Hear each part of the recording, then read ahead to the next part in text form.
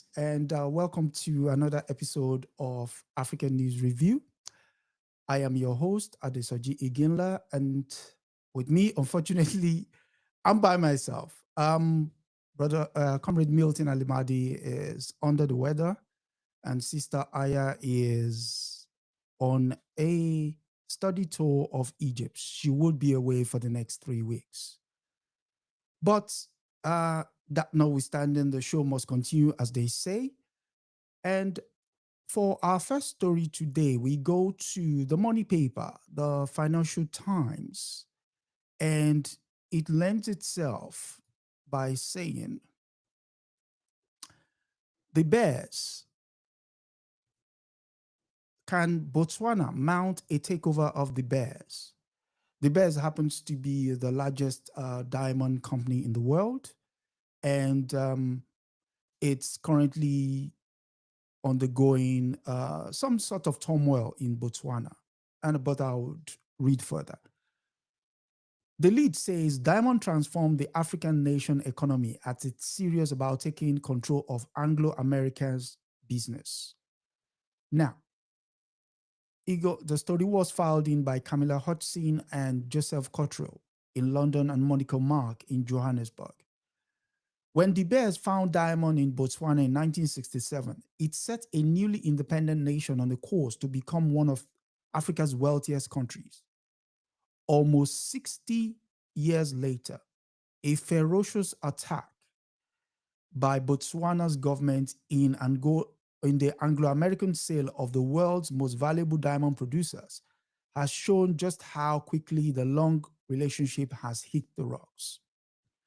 The country's mining minister told the Financial Times last week that President Duma Boko was serious about turning Botswana 15% in the Bears into full control over this strategic national asset as tension rises during the worst slump in the diamond market. And for those who are not conversant, the diamond market has been going through a turmoil largely because you now have lab-grown diamonds taking over the market in terms as against the natural diamond market. And so those economies in Africa, the likes of South Africa and Botswana, and to a lesser extent, Angola, have seen a drop in their revenue with regards to the amount that comes in from the diamond trade. I will go further. There is something quite interesting next. It said Boko in a fiery July speech that Botswana, the source of most of the Bears diamond and reliant on the stone for most of its exports, was broke, adding that the company was not doing its job. Maybe we should take over and sell them ourselves. Now, in this story, I've highlighted two key parts. For me, one is who owns the diamonds and who has agency over said diamonds. Now, if you read here, it says almost 60 years later, a ferocious attack. You're referring to Botswana as a pack of dogs. And this is supposed to be in the morning paper. Colonialism is never far when money is involved, because there is no way you will say this of another company, any other place in the world other than in Africa, that chooses to exercise its agency with regards to its own natural resources. So that's one. Then two is the fact that you allude to the fact that, yes, Botswana is the source of most of the Bears' diamonds.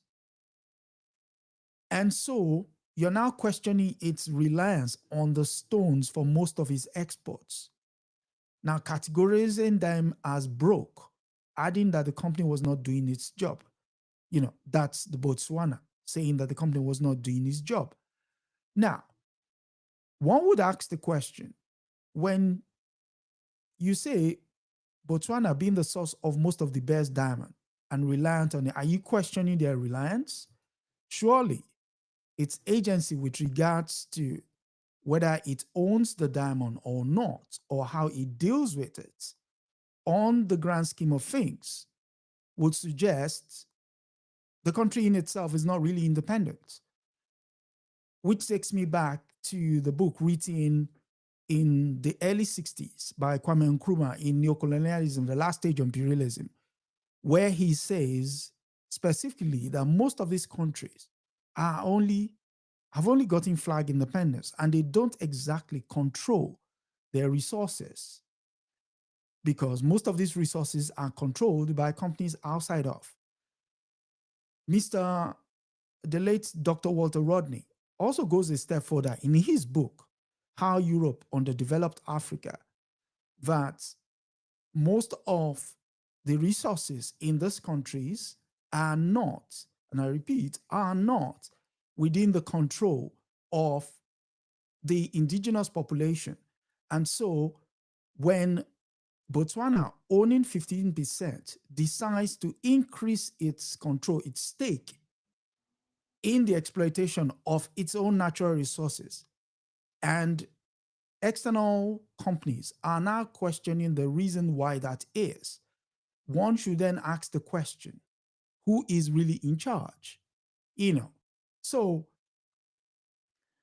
there was one other thing it's also important that we highlight, and that is the fact that the diamond trade, although has been crashing for a very long time with the advent of lab-grown diamonds, we also have to understand that in this case, there is a tussle between the old government, which used to run business with De Beers, and the newly elected government, which came into power last year, who probably want to chart a new course with regards to how diamonds are exploited in Botswana.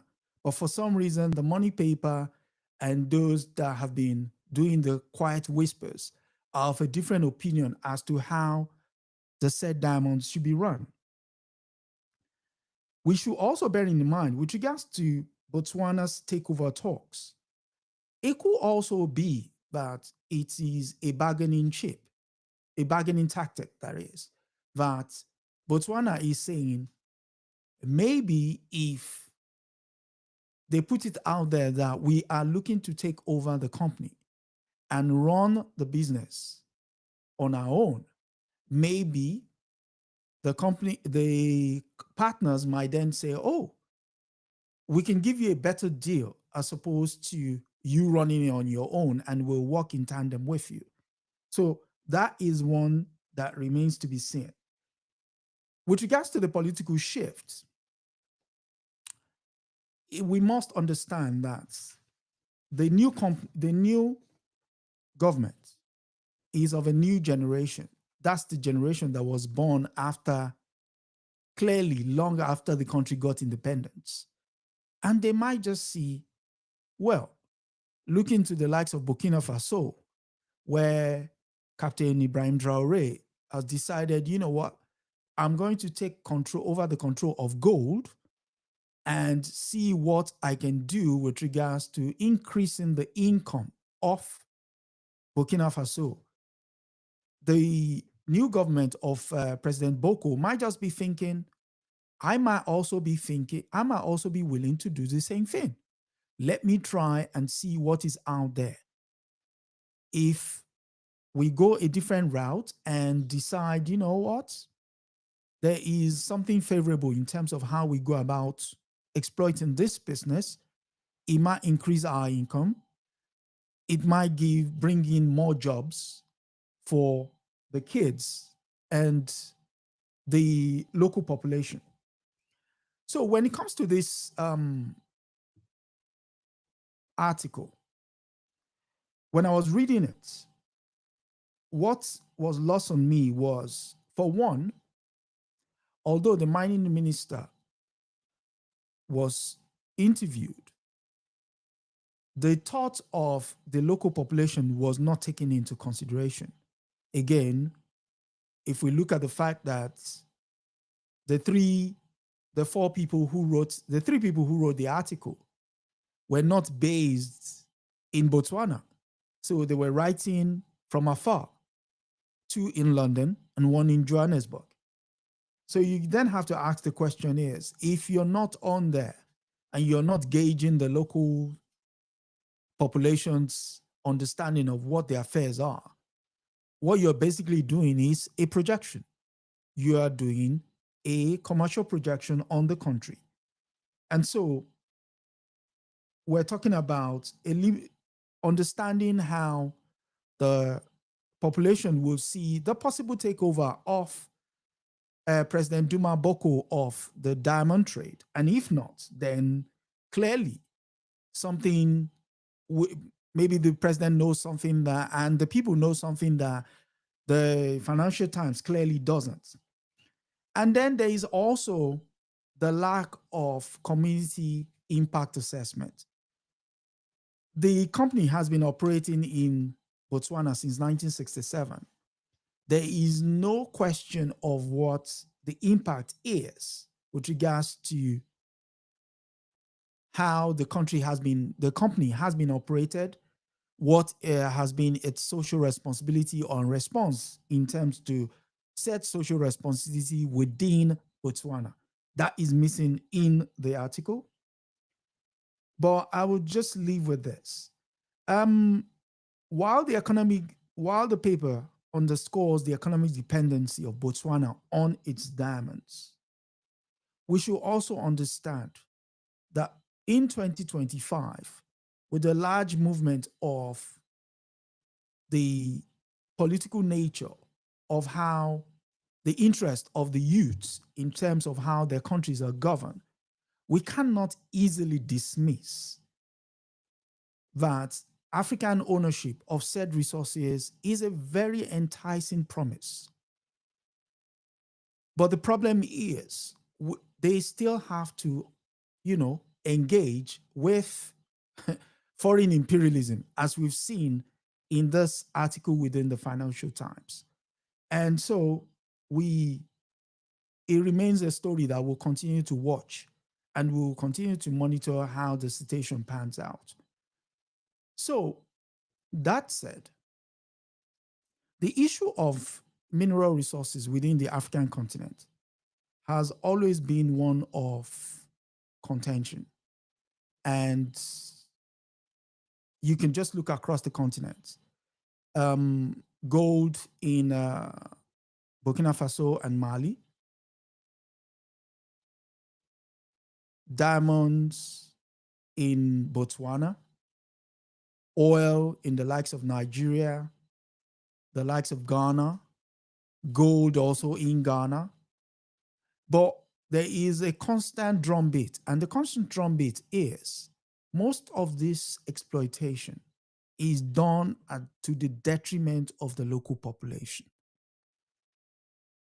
Being a Nigerian, slew of cases have been running through the British courts with regards to the exploitation of crude oil in the eastern part of Nigeria. And most of those cases have been founded in favor of the local population. By that, the environmental degradation of that space leaves much to be desired. And so, again, that was one thing that was missing within the story I just looked at in the Financial Times. For our next story, we go to Upper Volta, or as it's now known, Burkina Faso, the land of Captain Ibrahim Traore. And the story comes from the Associated Press.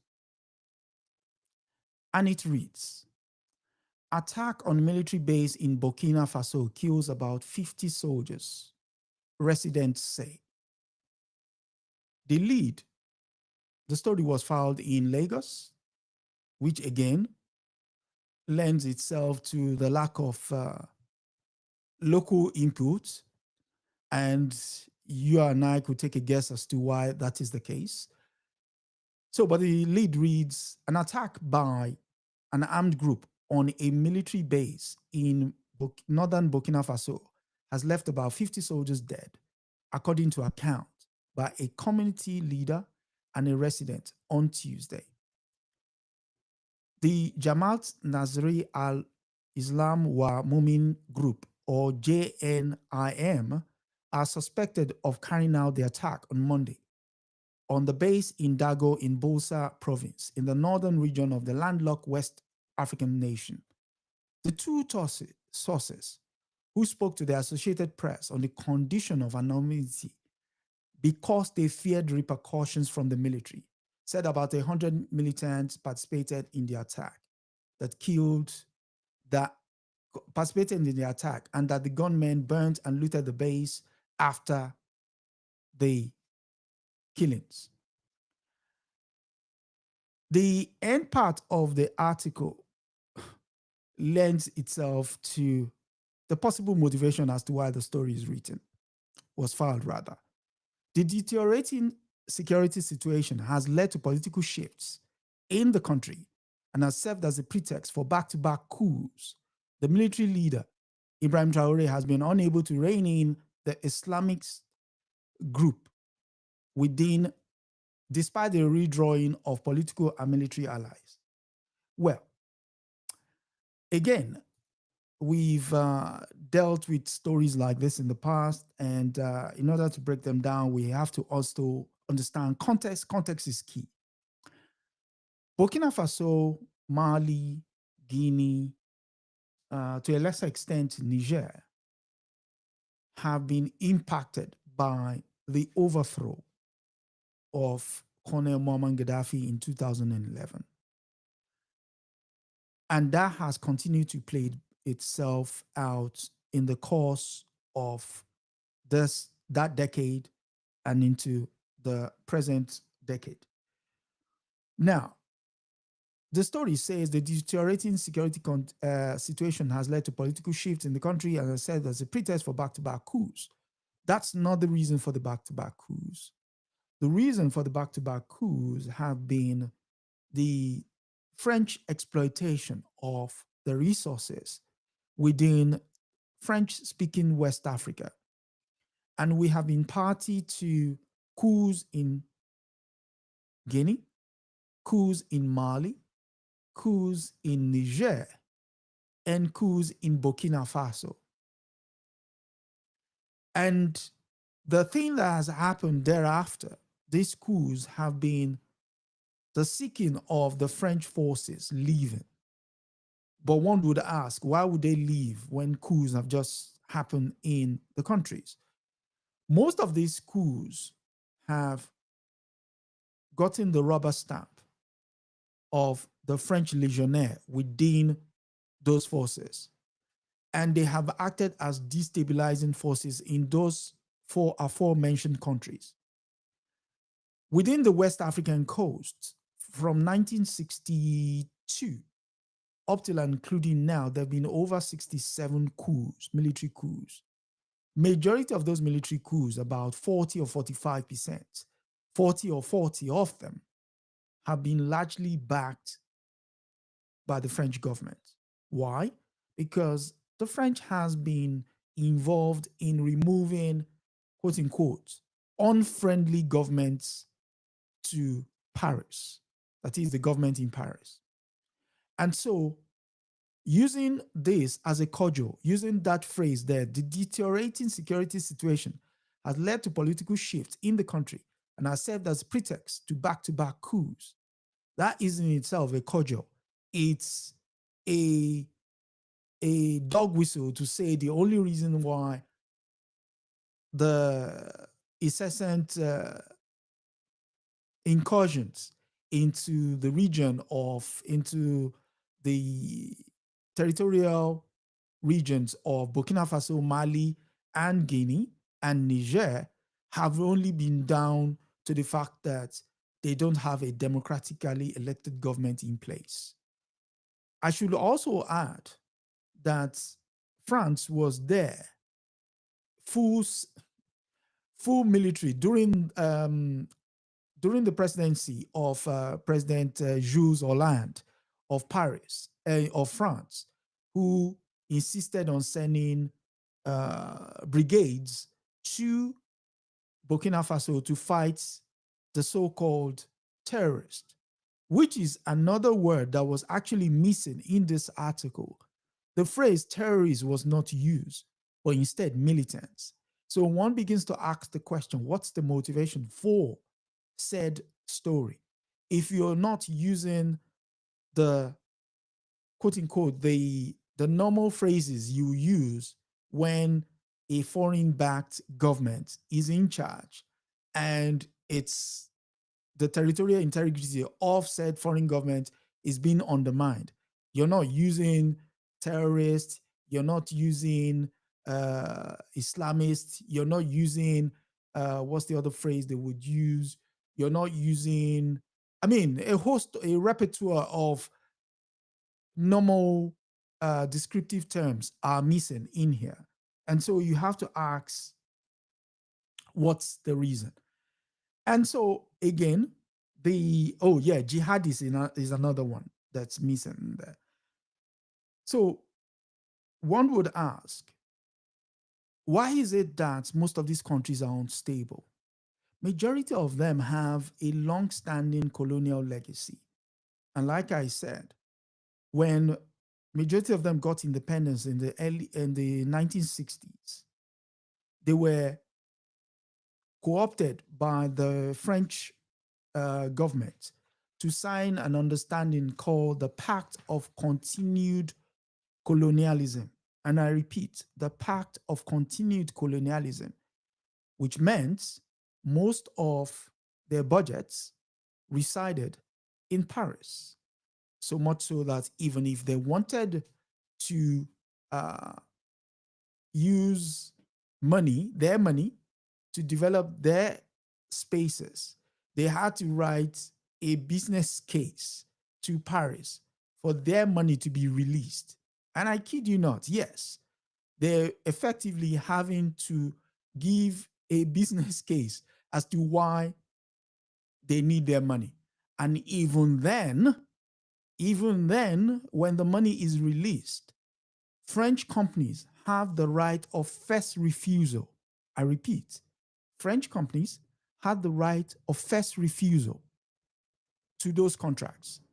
So just because you got the money from France or you were lucky enough to get the money from France does not mean you can go off and do your own stuff. French companies will still take the first bite of the cherry when it comes to those contracts. So you begin to see that so much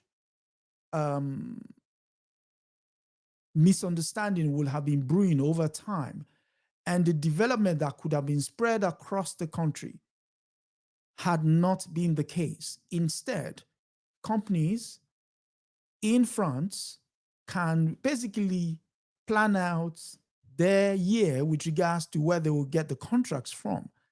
And meanwhile, the people in these respective French-speaking countries have no say. One final point on this article. There's also the issue of, to a lesser extent now, there's also the issue of the long-standing residual issue as regards the CFA, which was the currency that was used by majority of those 16 countries, French-speaking countries in West Africa. Up till now, some of them are, but the Mali, Burkina Faso, and Niger are already looking at modalities of moving away from the CFA. But while they move away, the residual effects of those currencies are still living with them. And so we have to ask the question, when it comes to colonialism, yes, the flags, the tricolor in the case of France went down in 1960 in majority of those West African countries.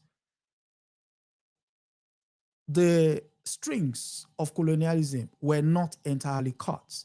In fact, they were strengthened, not just through cultural exchanges, but also ensuring that the government in power only acquiesce to the dictates of successive French governments.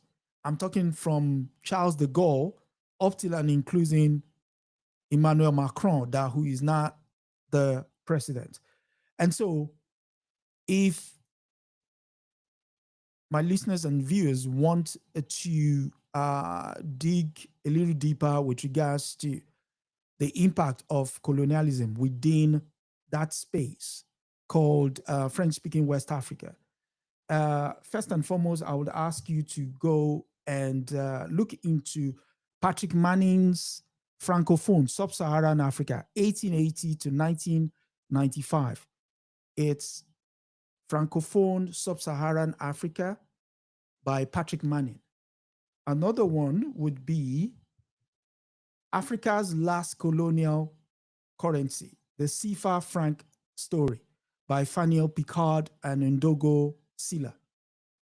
The Africa's Last Colonial Currency, the CFA story, Fanny Picard and Ndogo Samba Sila.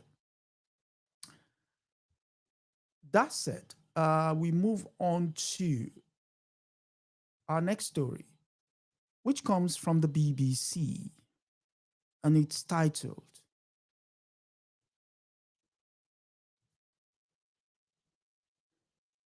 Botswana, Barcelona agrees shared sponsorship deal with war-torn the DRC, the Democratic Republic of Congo. It says Barcelona players would have DR Congo, Heart of Africa, emblazoned on the back of their training shirts from the start of next season, after the top Spanish football team agreed on a four-year deal with the Central African country.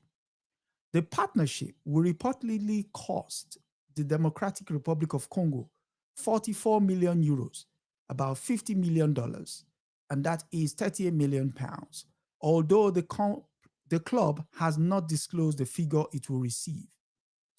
The arrangement has faced criticisms from some Congolese who have questioned their government's priorities, especially as its own football league has been plagued by chronic underfunding for years. But the authorities have defended the agreement, saying it will raise the profile of the country. The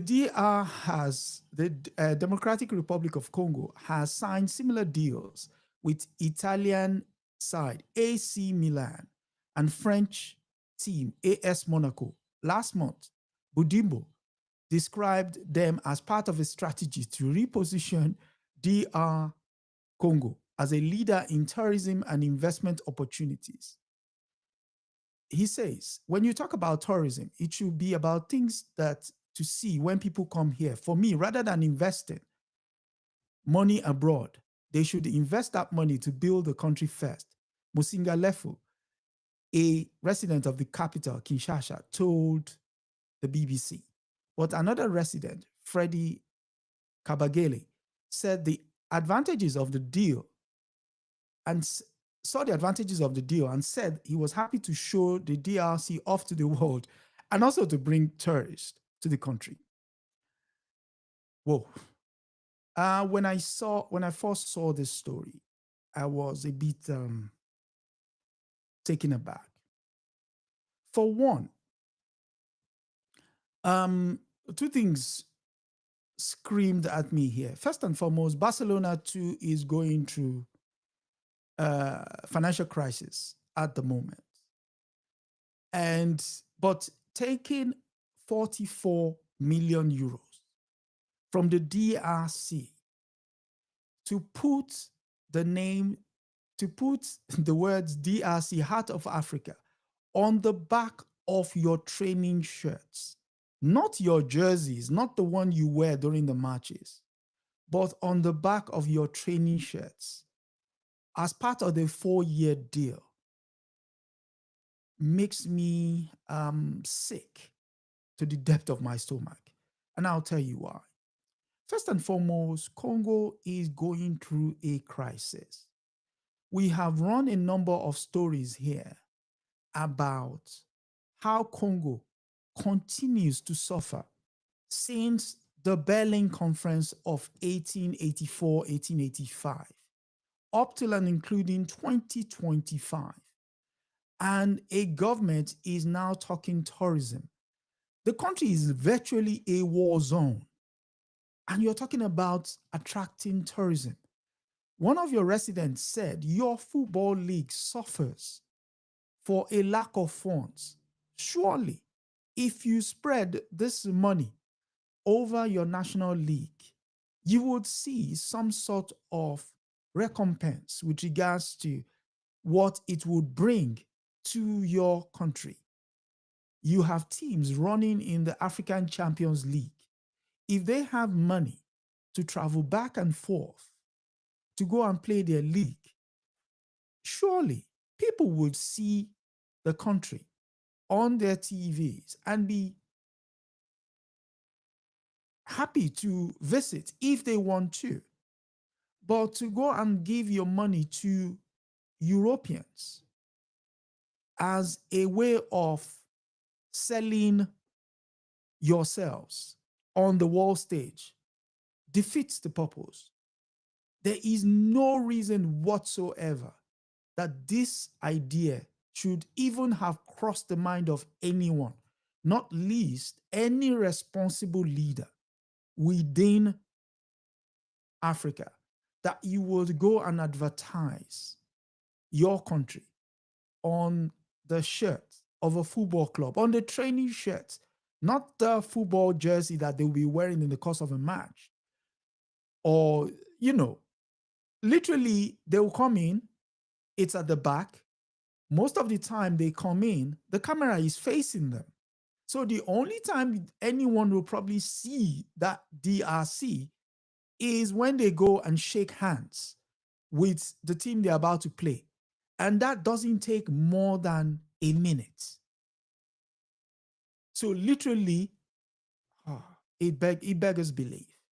It beggars belief. And this is the kind of nonsense that countries in Africa have to put up with when you elect leaders that have lost their marbles with regards to their order of priorities. Some would argue that there is no arguing in its favor. There is no argument in its favor as far as Congo is concerned. And I can't blame Barcelona. And the reason why I can't blame Barcelona is it's running a business. Lawyers out there will say simply because it's a bad deal doesn't mean it's illegal. It's a bad deal because you place yourself in such a situation for you to be able to be exploited. Because this is exploitation. This is you taking yourself to Europe to be exploited, not by one company, not by one football club, by 3 football clubs. 3 football clubs. Wow. Beggars belief. But we go on. So we go to Uganda and to The Guardian for our next story, which is a doozy, as they would say. And it reads, controversy is always a good fodder.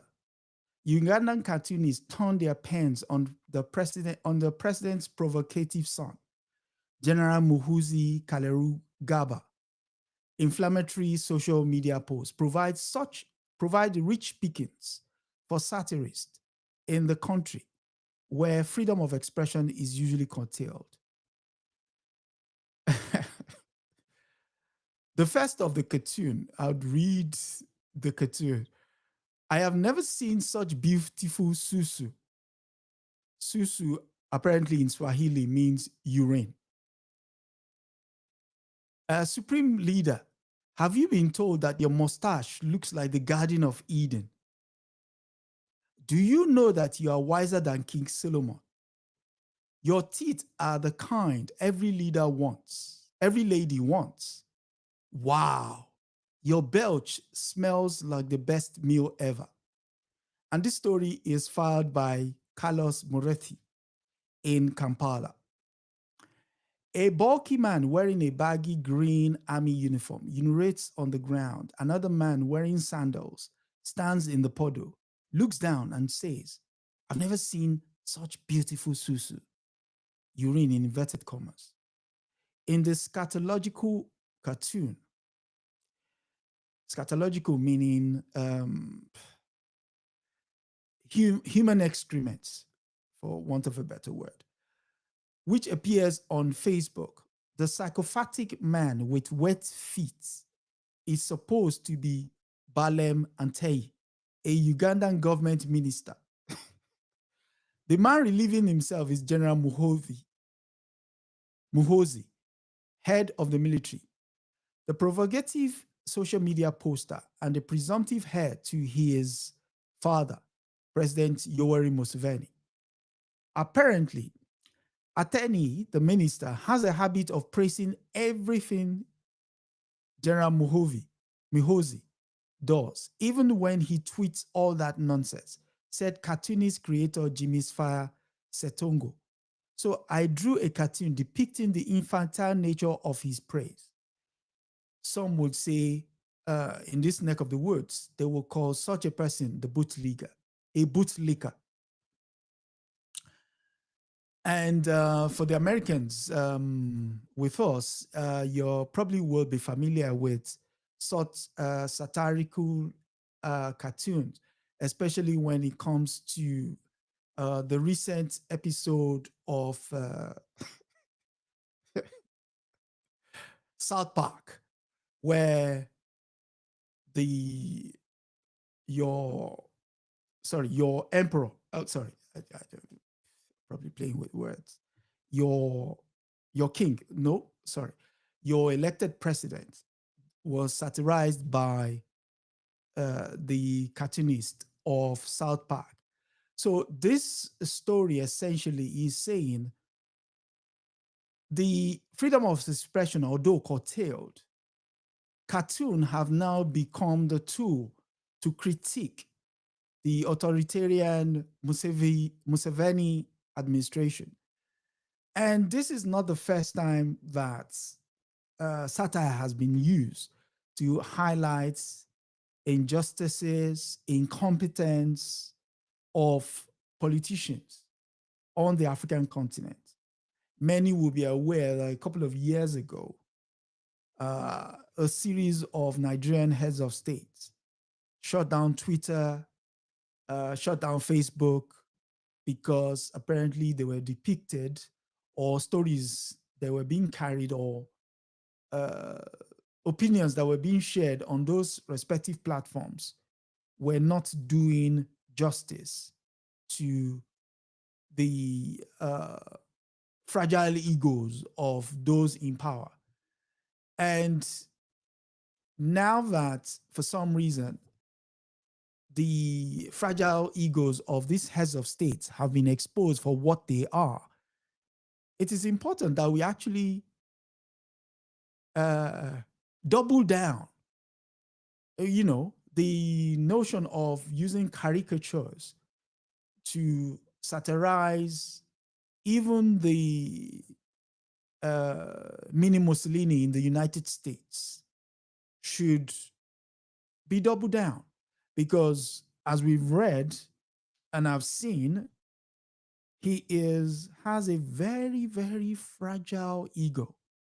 He loves being eulogized, but the moment you criticize him is going to probably cost people their livelihood, as Mr. Colbert found out to his detriment. And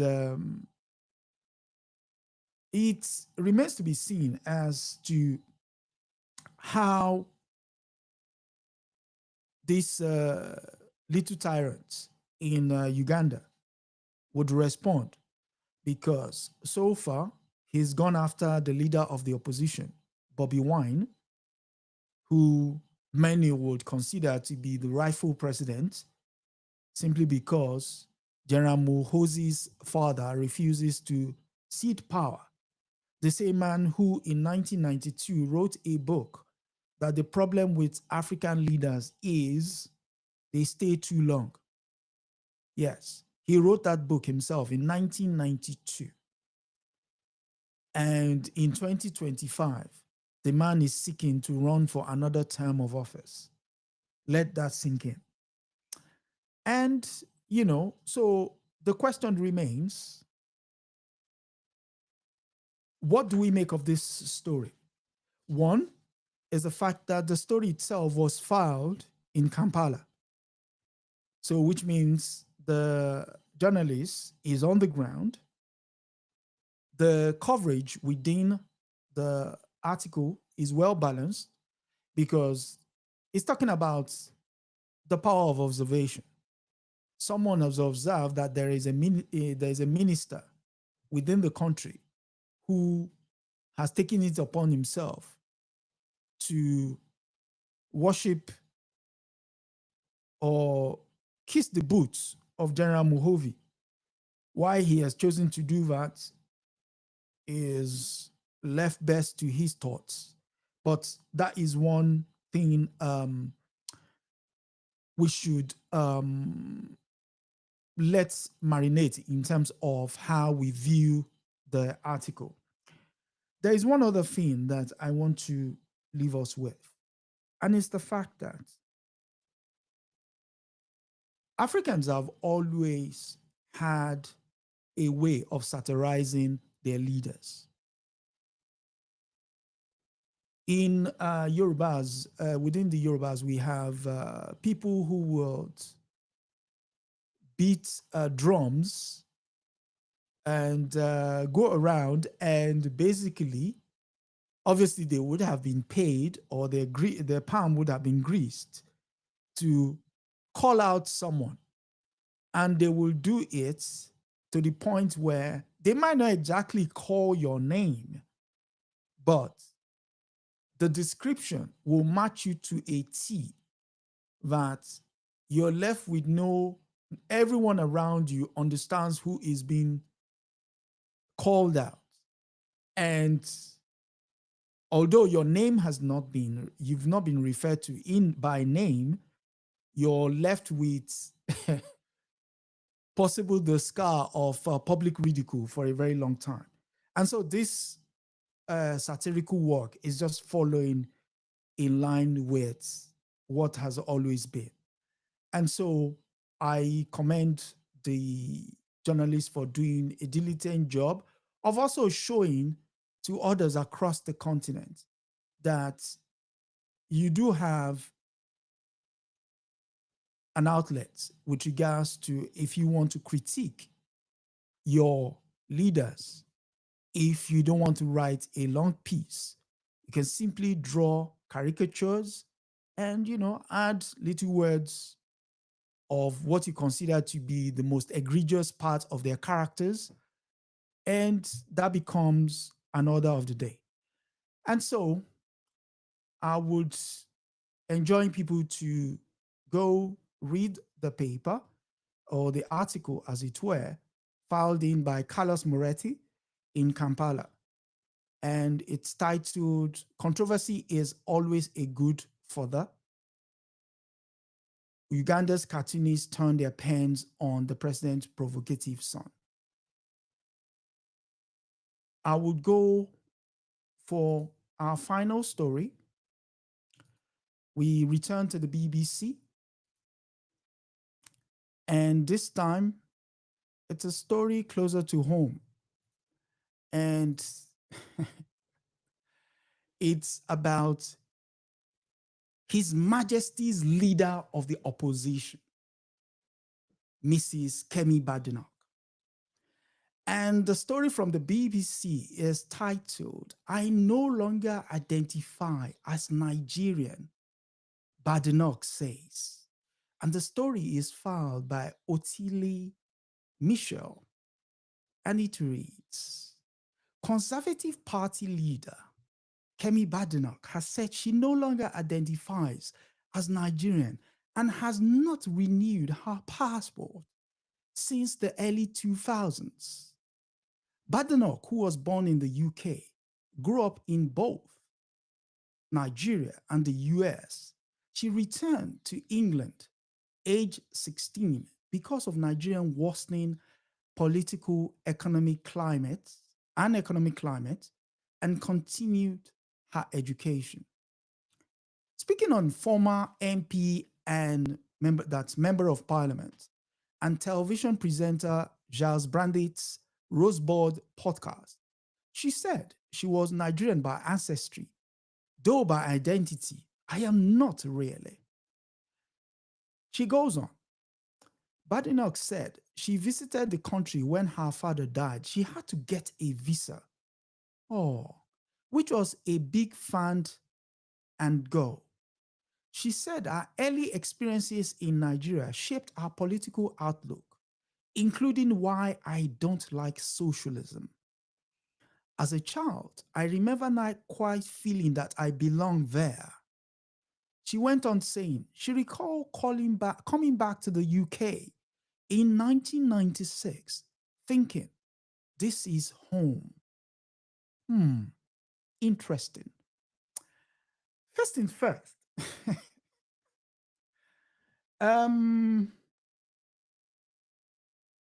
There is a great deal to be picked from the story. One is I respect her choice to no longer identify as Nigerian. I also respect the fact that you could criticize the country, Nigeria, which is anyone with a faculty can do.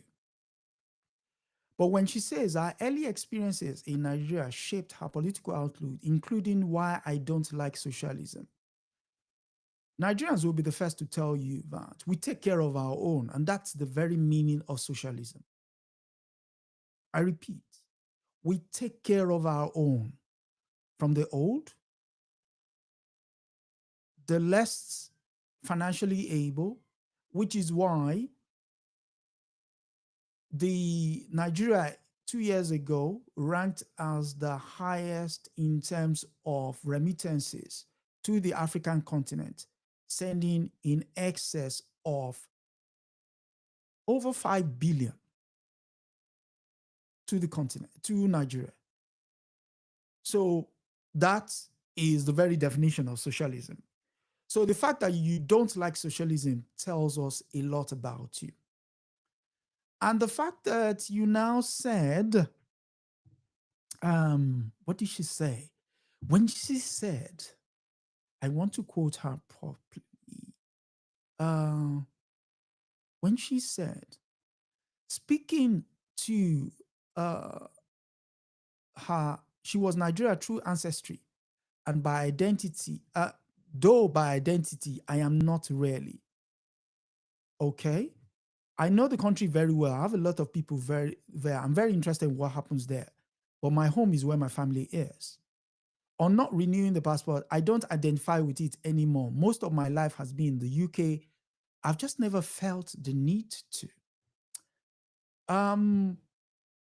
There is a book, Frantz Fanon's Black Skin, White Mask. If you allow me to read a particular, I will stop sharing.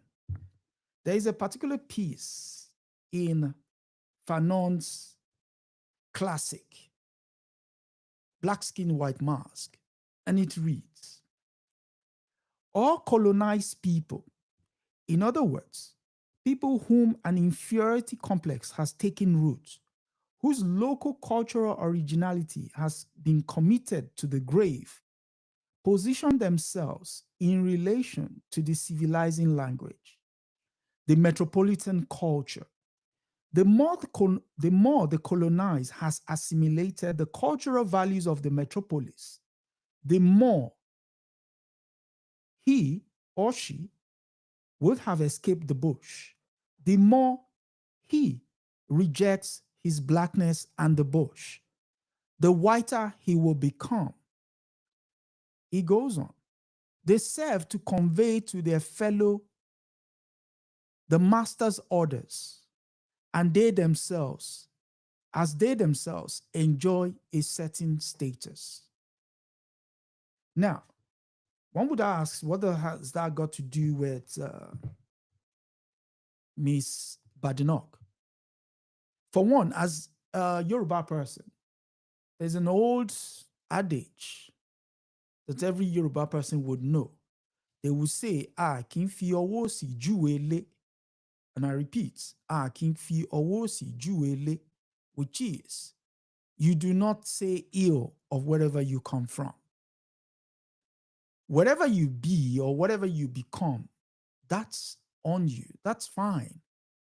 But the denigration of your roots, your ancestry, is unbecoming of anybody that is considered a Yoruba person, which also leads me to read from another classic, although this is probably hard to come by now. It's titled Africa's Cultural Revolution by Okot Pitek. The book was written in 1974, and it reads, she, a peasant, is talking to the Okols, members of a native ruling class that have been nurtured in colonial schools and universities, imbibing, often without knowing it, all the colonial middle class values. This class tends to mold itself in the image of Western bourgeoisie in dress, behavior, and in general conduct in the affairs of state. The Okols of the neo-colonial Africa are not interested in reconstructing, developing the broken end and bruised roots of the African civilization and institutions through the only path that will make this possible, but a total immersion and involvement in the Western civilization. So again, we see examples of this kind of rhetoric that goes through Black faces in high places, be it in the United States. In the UK here, we have our own class of this sort of people. Again, as if I'm preaching to the converted, you've heard in Bob Marley's classic, emancipate yourself from mental slavery. You can complete the end. And it goes without saying that if you continue in this path, you're not doing anybody a disservice other than yourself and your kids. Because at some point, your kids will want to know what those roots are.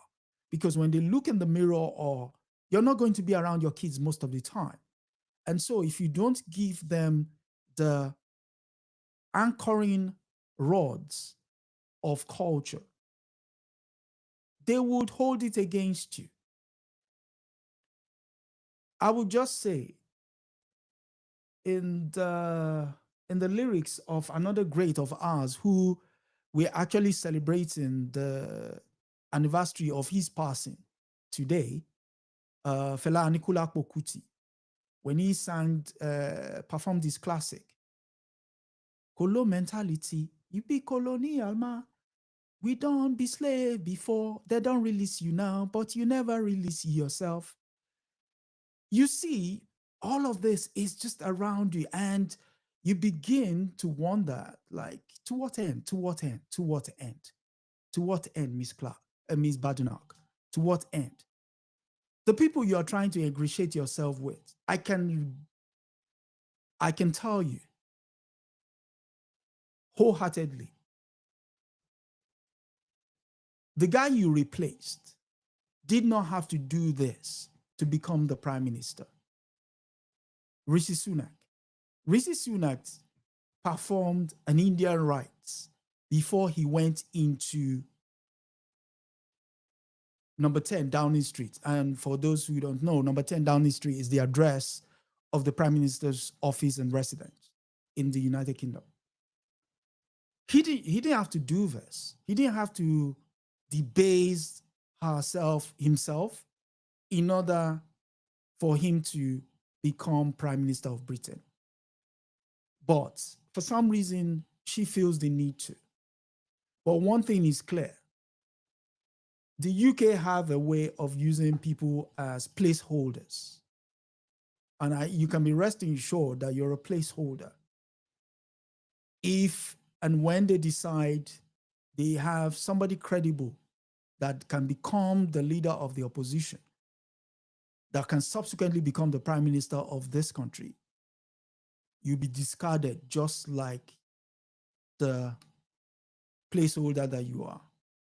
And so it's beggars believe that people still grovel to be accepted by their masters, as a good doctor would say, because you love your master. You do anything to ingratiate yourself with him. I mean, it goes back to the cartoon we were looking at earlier, when you try as much as possible to, denigrate your culture in the interest of imperialism. It beggars belief. It beggars belief. That said, we have come to the end of this episode of African News Review. Hopefully, Comrade Milton Alimadi will be able to join us next week. He has been under the weather. There's a slight cold. Sister Aya Febera Eneli is in Egypt on a study tour. So she'll be away for the next 3 weeks. And hopefully she'll be able to bring us some inspiring thoughts of what she gathered in Egypt.